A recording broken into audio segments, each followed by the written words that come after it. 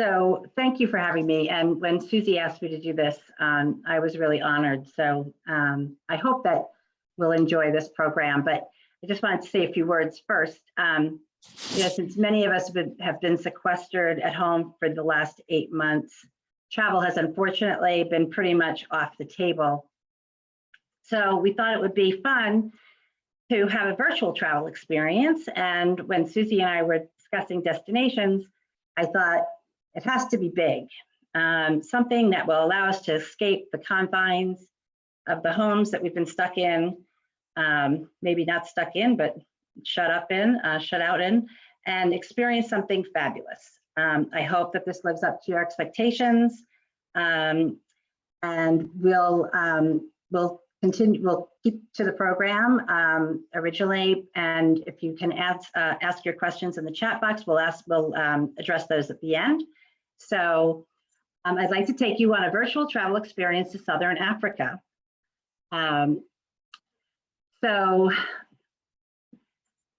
This program is 21 days and it covers Zimbabwe, South Africa, Botswana, and Mozambique.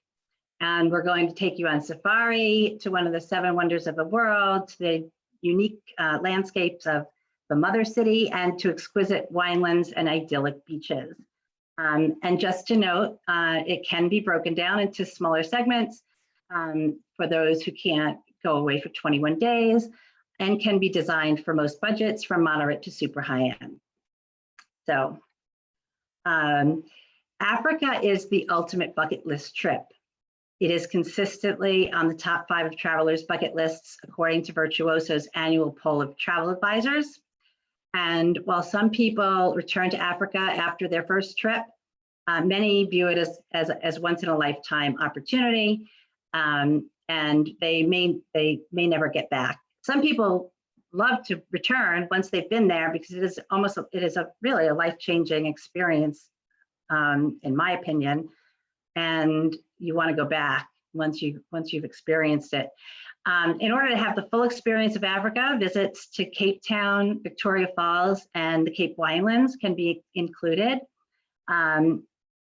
There's an opportunity for a more leisurely pace in these destinations after a string of early mornings for game viewing on safari, and they offer a diversity in experiences and visits to world-class destinations. So we're going to end with a few days on a pristine beach, which we believe is the ultimate way to end your vacation, especially after getting up so early in the morning for possibly a couple of weeks.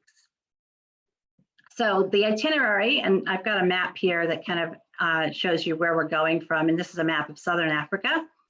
And so we'll start in Johannesburg, which is pretty much the gateway to Southern Africa. Most flights go into Johannesburg. There are some non-stops from the East Coast. And typically your trip will start there. And depending on the time that you arrive, you may need to have a forced overnight in Johannesburg before you travel on. Then we'll go on to Hwange National Park in Zimbabwe, and then Victoria Falls in Zimbabwe, which is also in Zambia. Then we'll head to Cape Town and have some fun in the city. We'll head out to the winelands of Franschhoek and the surrounding areas. We will then head up to Botswana to the yanti concession, and then we'll finish at the Moremi game reserve, which is absolutely magnificent. And then we're going to fly to Mozambique and go to the Zaruto Archipelago and stay on Enguerra Island. And then we'll go back to Johannesburg and we'll depart. So let's get started. First, we're going to a little information about South Africa for those of you that have not been. It's a diverse mix of third and first world cultures, along with some of the best beaches in the world. And I don't know what happened to that, but South Africa offers a full range of travel experiences, from verdant subtropical beach forests to the sublime isolation of the desert and the world famous Kruger National Park for exceptional safaris. The people are made up of many cultures, and so it is also known as the Rainbow Nation. The main cities are Pretoria, which is the capital, Johannesburg, and Cape Town. So since you're starting in Johannesburg, I'll give you a little information about that. It is the gateway to Southern Africa. It offers world-class infrastructure, excellent hotels, and a variety of wonderful dining opportunities. It is one of Africa's biggest and most vibrant cities and the economic capital of Africa. And although not as famous as other Southern African destinations, there is plenty to do. The old city is a multicultural mix of traditional medicine shops, Chinese restaurants, taxi, that ultra-modern skyscrapers. I don't know how that got in there. And there are excellent museums, art galleries, and organized tours of historical and political interest. The shopping is the best there, and many restaurants cater to all tastes. And the nearby township of Soweto is Johannesburg's most popular tourist attraction. I've included some sample accommodations on the moderate side. The Peach Hotel is a lovely little boutique hotel right in Johannesburg in the Melrose suburb. And then for those of you who enjoy a little bit more luxury, there's the Fairlawns Boutique Hotel and Spa, which is a real old time grand hotel with expansive gardens and traditional architecture, recalling a bygone era. It is also great for families. And then the Saxon Hotel, Villas and Spa, this former mansion was where Nelson Mandela retreated to after his release from prison.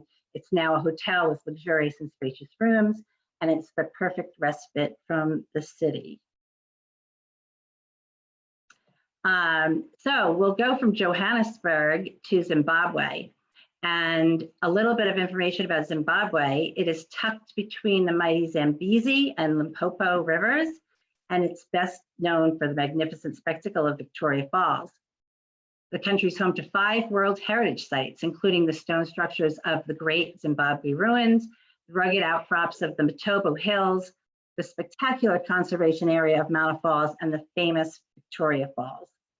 Principal sites are Victoria Falls, Manapools National Park, which is a floodplain system created by the Great Zambezi River, Hwange National Park, Zimbabwe's flagship park, and just to give you some relative scope of and size of it, it's the size of New Jersey.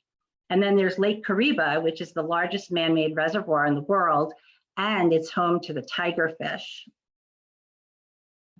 So we'll start at Hwange National Park. The diversity of habitats and abundance of wildlife here has carried the name far and wide across the ecotourism world.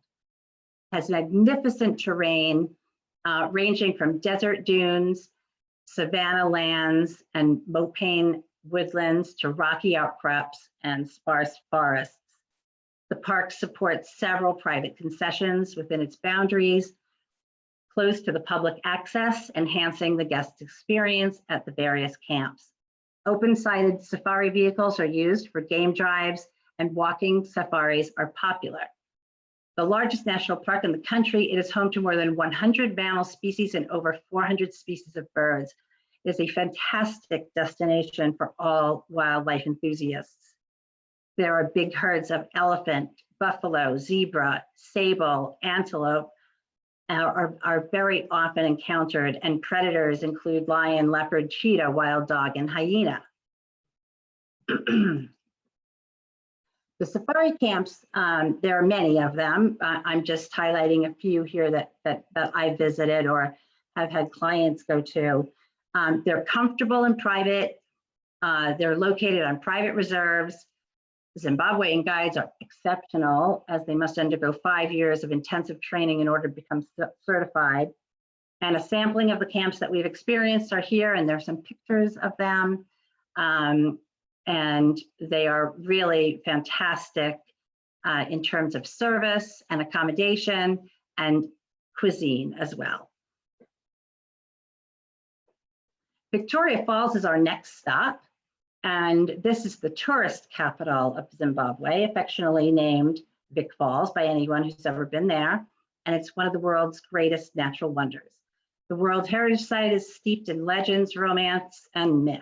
The local Batanga people named them, I'm going to murder this, Moiseo Tunya, or the smoke that thunders. Today, the town of Victoria Falls can rightly claim the title of adrenaline capital of Africa, as it is home to a variety of adventure sports.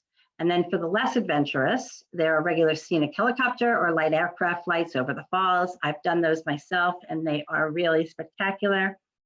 Experience a truly exquisite African sunset while sipping sundowners on board a sublime sundowner cruise on the mighty Zambezi River upstream from the falls. That is an experience that cannot be missed. And the bridge crossing the mighty Zambezi River below the mist of the falls forms the border between Zimbabwe and Zambia. Both sides of the falls boast adventure, such as whitewater rafting, bungee jumps, and gorge swings. I had a colleague do the gorge swing, and I thought I was going to faint. It was very, very, very harrowing. So recommended activities in Victoria Falls. There are enough activities to fill a full 3 days in Victoria Falls, but most itineraries include 2 days. And we would recommend a walking tour of the falls, a helicopter or light aircraft flight, river cruise on the mighty Zambezi, that is a must-do, a visit to an elephant sanctuary, and there are a few of them right in the area, whitewater rafting, which of course depends on water levels and the time of year, and canoeing. And the accommodations in Victoria Falls, you can do a camp. There is the elephant camp, which is really beautiful and offers breathtaking views of Victoria Falls. There's the Victoria Falls River Lodge, which is right on the banks of the Zambezi. That offers thatched roof suites and tree houses. And then on a more moderate level and in a more traditional accommodation, Victoria Falls Hotel has been a tried and true go-to for so many people. And it's a great option who want to be near the falls and desire a traditional hotel. After we've been to Zimbabwe and Victoria Falls, we are then going to go to Cape Town. Cape Town is also known as the Mother City, and it was the first established city in South Africa, which is how it got that name. And it has a unique culture, natural heritage, and easygoing atmosphere. It rests at the confluence of the Indian and Atlantic Oceans, situated between the slopes of the iconic Table Mountain and the glistening sapphire waters of Table Bay. The exceptionally scenic city is in a class of its own, one of the most beautiful and compelling places to visit in Southern Africa. There are fascinating historical sites, there are excellent museums, vibrant markets, and exquisite waterfront. You'll also find mountains and wilderness, rugged coastlines, sandy beaches, lush gardens, superior hotels, and warm, welcoming people. And it has a bustling harbor. It has world-class beaches, top-notch vineyards, and its mountainous surroundings are brimming with diverse flora and fauna. Cape Town is certainly captivating. Recommended activities would be a full day Cape Peninsula experience, which would include a breathtaking drive along the Cape coastline, a visit to the Cape of Good Hope Nature Reserve to see the most southwesterly point of the African continent, followed by a trip to Boulders Beach to visit the African penguin. While visiting the Cape of Good Hope, you can take a short hike up to the Upper Lighthouse for amazing views, and you can visit some of the most famous city landmarks, including the South African Museum, the Company Gardens, Parliament Buildings, City Hall, Castle of Good Hope, and the Green Market Square. Woodstock is a funky area that would be similar to England's Shoreditch or Williamsburg, Brooklyn, where derelict warehouses and factories have been converted and reclaimed, with galleries and creative businesses appearing among the dilapidated Victorian cottages. You could easily spend a week in Cape Town, but most visitors visit for 2 to 3 days when combining with safari and other destinations in the region. As for hotels in Cape Town, they are numerous and endless, it seems. But for those who are looking for something on the more moderate side, we've provided 2 here. The Ritz is famous for its rooftop revolving restaurant, and it has fantastic view of the entire city. And Cape Cadogan is on a quiet road in the vibey area of the gardens. Cape Grace is a luxury hotel situated on a private quay between Cape Town's bustling Victoria and Albert waterfront and the tranquil yacht marina. And there's no better position from where to soak in the natural beauty of the mother city. One and only Cape Town is an urban chic waterfront resort and unprecedented luxury. We will then take a short 1-hour drive east of Cape Town to the Cape Winelands, which are vine-woven valleys slotted between great knuckle-like mountains. This is South Africa's wineland region. It's one of the first areas of the country settled by Europeans and a hub for all things food and drink.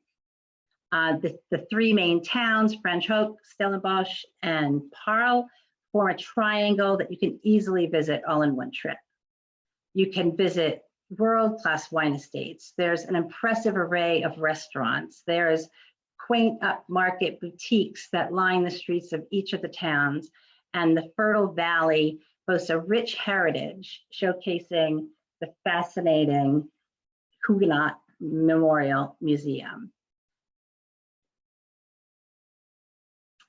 For hotels, there are many, again, but I've highlighted a few here. On the luxury side, there's La Residence, which is a romantic, indulgent paradise. The interior is filled with wonderful artwork and magnificent furniture. Le Quartier Français is a romantic 32-room boutique hotel, including 2 independent villas and located in the heart of Franschhoek. And it is the ideal base from which to explore the surrounding winelands. On the more moderate side are La Petite Premi, set in one of the Western Cape's loveliest valleys, about 2 kilometers from Franschhoek, and it has wonderful views of its small working vineyard and a very much loved restaurant. And then there's Mahika House, a sleek modern property in a leafy enclave in the Stellenbosch area. After we have indulged in all of that food and wine, we're going to head back out to the wilderness, and we're going to fly up to Botswana. Botswana is a landlocked country dominated by the Kalahari Desert. But it's more famous for the spectacular Okavango Delta, which is the largest inland delta in the world. It's sparsely populated and backed by a stable government. The Okavango Delta stretches over 9,000 square miles and is a World Heritage Site and the largest inland delta in the world, as I said earlier. It is amazing, and there are meandering waterways and crystal clear lagoons studded with water lilies and fertile floodplains, and visitors can enjoy a number of activities: game viewing, fishing, bird watching. You can take an authentic guided Makoro excursion, or you can just enjoy the game viewing and the game drives. Spotted animals that are frequently seen are a lion, a rhino, leopard, giraffe, hippos, elephants, crocodiles, and countless species of birds. Principal sites are the Moremi Game Reserve, which is a paradise of over 2,000 miles, one of the most pristine wilderness areas in the world. The Chobe River originates in the highlands of Angola and eventually flows to the mighty Zambezi River. And it dominates the area, draws huge numbers of game to come and drink, and has possibly the highest density of elephants in Africa. So if you're an elephant lover, this is the place for you. And the Kalahari Desert is not really a desert at all, but it's a semi-arid zone extending from the Orange River in South Africa to the southern reaches of the Congo. And it is a seemingly endless expanse of land, and it occupies the center of Botswana and is where the remnants of the San or the Barasawara people live. And as you can see from these photos, the landscape is diverse, and it goes from beautiful fields and grasses to the desert and beautiful rivers with amazing sunsets. Recommended activities, game drives, morning and afternoon. Be ready to get up very early, and you'll see some amazing wildlife in the morning, and then you'll also see them, heading back to where they're going to hide and look for prey, or if you are the prey, hide, and then you can enjoy a sunset cruise, and you can do Makoro excursions and walking safaris and scenic helicopter flights. And the area is just breathtaking. The actual delta and the waterways are just mesmerizing, and there's so much wildlife everywhere. It's just a beautiful place. One of my favorite places is the Yanti concession, which is home to a series of private game reserves known for their exotic animal species and luxury safari options. There's an abundance of wildlife, and they flow freely between the woodland habitats, ancient floodplains, and forests. The big game in this area increases dramatically during the dry season when the area hosts large herds of impala, blue wildebeest, giraffe, and buffalo, as well as the world's highest density of elephant. Several packs of wild dog are found in the area. They're elusive though, and they're very shy, so you have to hunt them down very, very, very deliberately and diligently. There's leopard and cheetah, and night game drives are amazing because that's when you'll mostly see the leopard. And that allows for the discovery of other nocturnal creatures such as civets, Janet's honey badgers, and spring hares.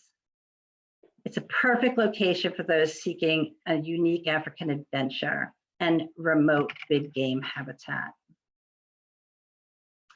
Safari camps there are many of them, but they're spaced quite far from each other. So it's very rare that you'll actually come upon another safari vehicle when you're in the Yanti concession, most of the Okavango Delta for that matter.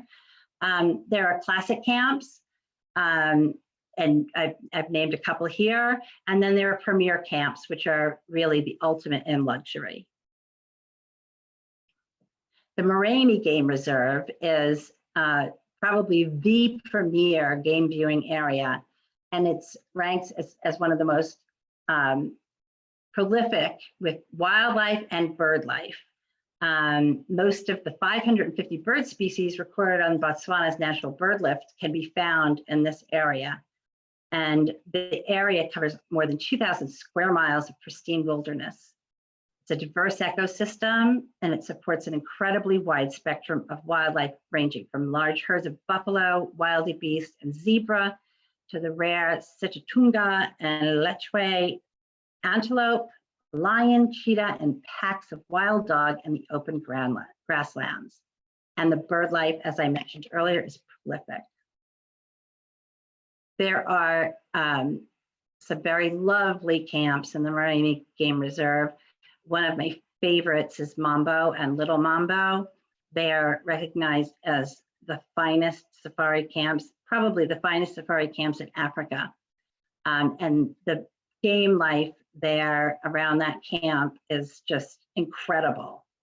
And Machaba Camp is another camp that's in the Moremi area. It's more of a classic camp.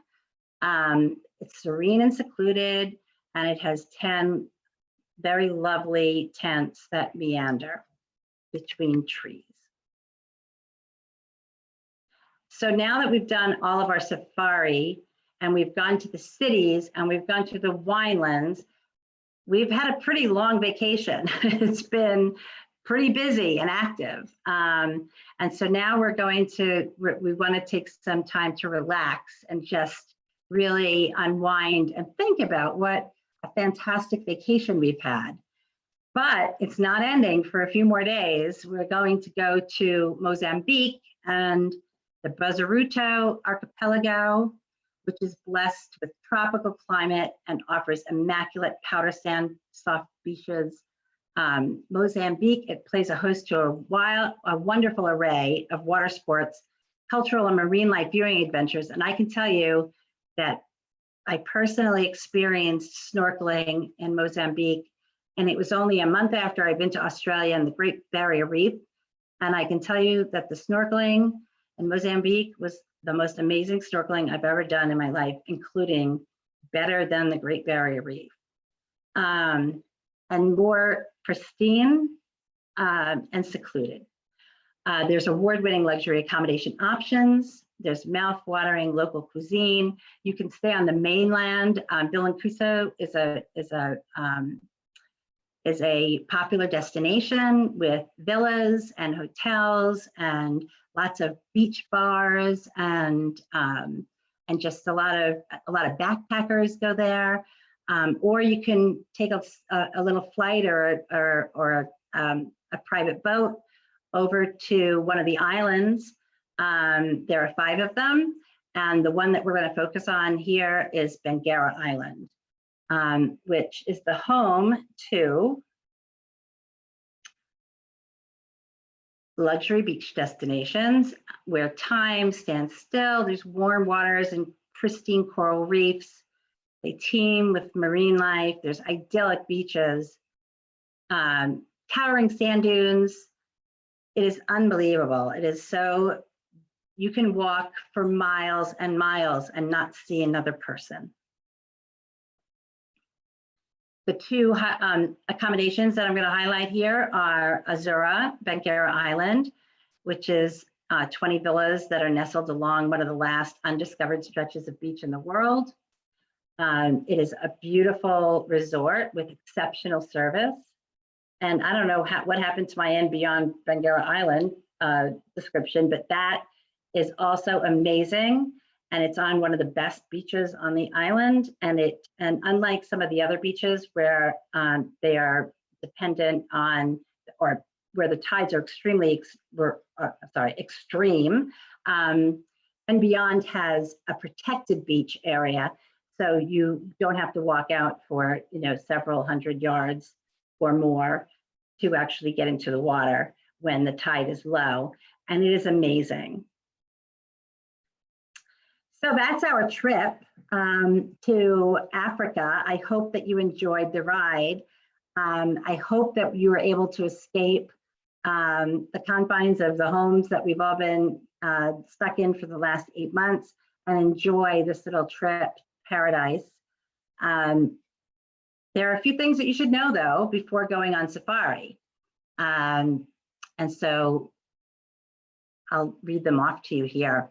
So first of all, it's not for control freaks. Safari is not for control freaks. But if you're an animal lover and you really thrive and you love to watch the Animal Planet, Discovery Channel, this will be your nirvana.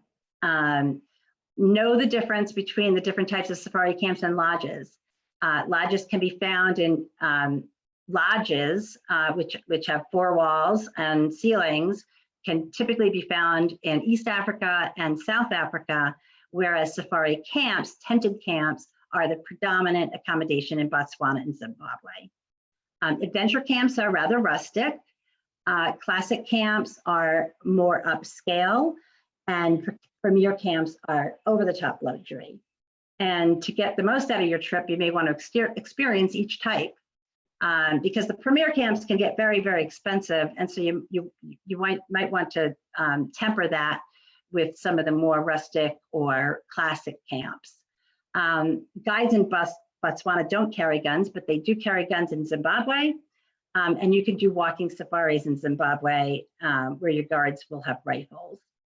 There are lots of bugs, and I know because I'm not really a bug lover, but it didn't bother me because I was just in bliss. both times that I've been there. If you're the type that balks when insects jump on your plate, you might want to rethink your plans.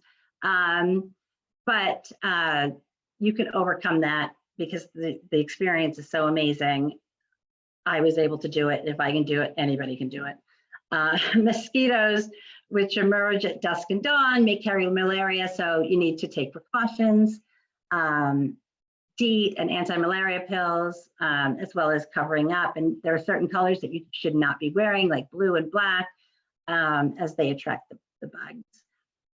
It's typically not an active trip. It's a long days in safari vehicles. Early mornings, you could be in the safari vehicle for 3 to 4 hours before heading back and having a more substantial breakfast. Then you'll rest during the day. You'll have lunch, you'll read, you'll catch up on your emails if there's internet or Wi-Fi at your camp. Typically there is, and it's in the main common area.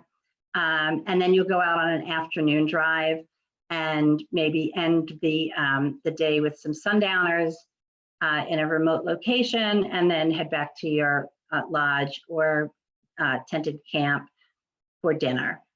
So it's not something that I would consider to be active. And though pundits declare May to October, the dry season, as a prime animal viewing times, there's a huge advantage of going in late November through early January. Baby animals everywhere. It's also a lot less expensive. And you are in the wild. Remember that. Predators are hungry, and they may seem, this may seem like a duh, but you'd be surprised at how many people assume those, big cats are just there for the up close and personal photo op. But you'll understand, and your safari guides will tell you that as long as you stay in the vehicle, the animals look at you as one unit, and you're a big unit, and they're not going to attempt to attack. So they won't chase you. But if you get out of the vehicle, or you make a lot of noise, or you throw things at the animals, that's where you're going to be in trouble. And it's very much chagrined. And speaking of meals, most upscale safari camps serve some of the best food on the continent, and I don't think that that's a well-known fact. The food is exceptional, and the measures that they have to go to get that food to these remote locations would just amaze people. And they have to carry everything in, they have to carry everything out. That's why safari is so expensive, because everything has to be the oil and the gas, or not the gas, but all the oil for the vehicles, and all of the garbage, and everything has to be either brought in or brought out. And so you'd be surprised, but they do an amazing job with the meals, and I've had some of my best meals on safari.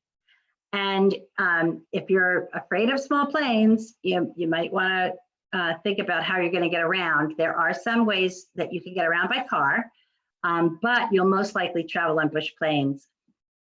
Most remote safari camps can only be accessed by small planes, and these are typically anywhere from 4 passengers to 12 passenger planes. Pilots are adept at finding the smoothest altitude, and you're not going to be up very high in the air, only 3,000 to 6,000 feet. And they try and avoid as best they can storm cells, but there's no avoiding the bumps from time to time. Just enjoy the roller coaster and gape in awe at the scenery below, because it is awesome. And seeing Africa from the sky is really incredible. And then my last point, enjoy yourself and take in every moment, because you may or may not come back. And if you're like me, you'll want to go back. You'll want to go back many, many times. But we're not all fortunate enough to be able to do that. So just take in every moment and register them in your mind, because it is, like I said earlier at the beginning of this presentation, it is a life-changing experience, and I highly recommend it. So with that is the end of the presentation. Thank you so much for listening. I hope you enjoyed it, and I'd be happy to take any questions. Say, Jody, how many in your group when you were traveling around, and how did you get there? Did you have a van or a bus? So the first time I went there, I traveled with 5 of my colleagues, and we traveled by plane. We traveled we did a private plane, but it was not a jet. It was a super prop. The second time I went there, we traveled by bush plane, and then safari vehicle. So you basically, you typically fly into an airstrip, and then you get picked up by your camp, and you typically do a safari game drive on your way to the camp. It can be anywhere from 15 minutes to an hour from the airstrip to your camp. And then you go back, and then you fly again off to your next destination. And then there's commercial flights from all over Botswana and some places in Zimbabwe that will take you to the more major cities in South Africa and over to Mozambique. So South African Airways was the one that we used when we were there, and that took us to Cape Town and to Johannesburg and to Winelands and in Mozambique. Thanks. Let's see if we have any questions in the chat. What would a 2-week trip cost? That's the ultimate question.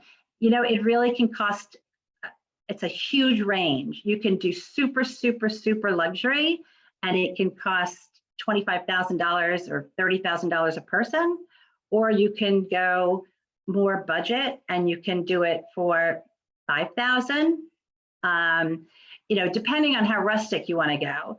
And it really depends on the length of time that you're going as well. You know, obviously, the longer you go, the more expensive it's going to be. Typically, we recommend at least 10 days because you're going to lose a couple of days on the way there and on the way back.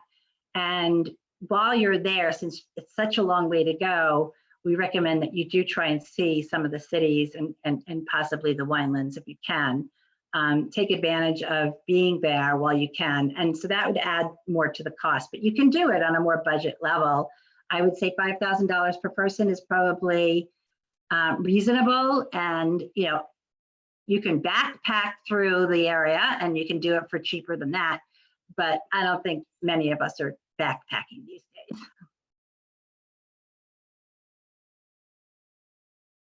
Any other questions?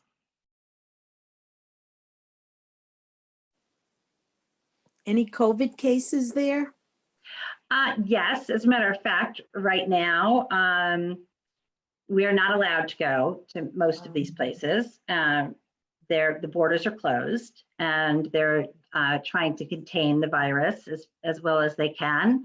But we do expect that South Africa will open in the next few months. And, you know, as the other places that have been opening to foreigners, negative COVID-19 tests, PCR tests will probably be required. There may be a short period of quarantine that you'll have to stay in your hotel for a few days, or there may be a second test that may be required. And then once you get that second test result, then you're free to move around. But, you know, everything is changing by the minute. So yeah, yes, there is COVID there. We are not allowed to go there right now, which is one of the reasons why I was so excited to do this presentation, so that we could experience it without being able to go there. What was your favorite animal sighting? Oh my gosh.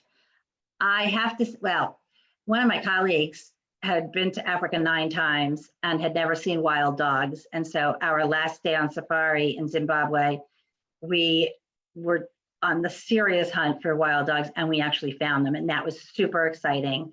And they actually encountered a hyena, and they actually injured the hyena, and we saw the hyena walking back to nurse its wounds. And the wild dogs were just, I mean, they're really, really shy. So an opportunity to see those is really incredible. But my favorite was the leopards and the cheetahs. I absolutely loved them. And I didn't know the difference between a leopard and a cheetah. Does anybody know what the difference is between a leopard and a cheetah? There's a few differences, but About 60 pounds. that and the cheetah has the two lines that come down on its face. They're also passive. They won't they're not aggressors. They will not, well, of course they have to go after their prey, but if another animal comes up upon them when they're feasting on the prey, they will back off.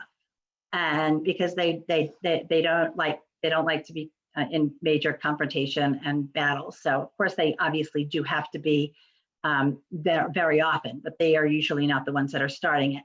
Whereas leopards, number one, are much more elusive. You see many more leopards at night, on night drives, and they are fierce. Cheetahs are also the fastest animal in the world. So those are my favorites.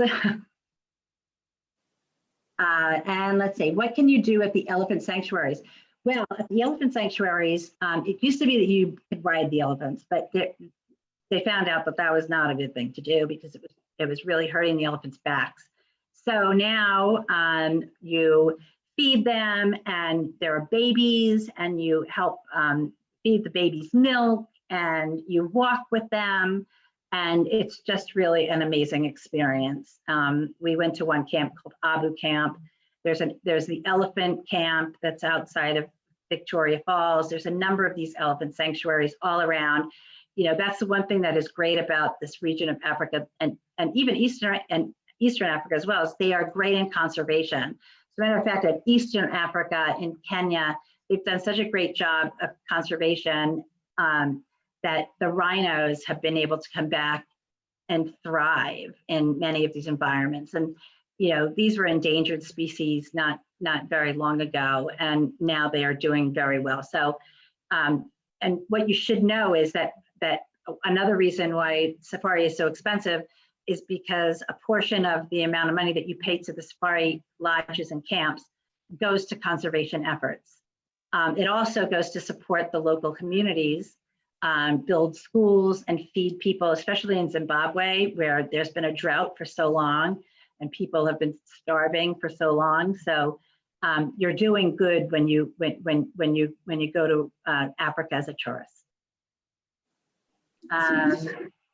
I had a cousin who was able to watch an elephant in Turkey. I've done that in Sri Lanka, but I did not do that in Africa. It was a great trip. Thank you. You're very welcome. And Elizabeth, I'm not sure what spots. Oh, spots. The difference between the leopard and the cheetahs. Yeah, their spots are different. And their markings are definitely different. You don't think of that. You don't think that when you first see them, but then when you look closer, you can see. I can always now identify the difference between a leopard and a cheetah. So I hope that answered everybody's questions. If there are any more last minute, I think we're coming up on just a little bit shy of the hour. So thank you so much for entertaining me. I am so grateful. I hope you enjoyed it, and I hope that you all, if you haven't been already, you get to Africa in the coming days or coming years, more likely. Thanks, Jody. Thank you, Jody. It was wonderful. You're very welcome. My pleasure. Thanks very Have a great much. evening. Thank you very much. Wonderful information. Thank you. Thank you. Thank How you. may I trust?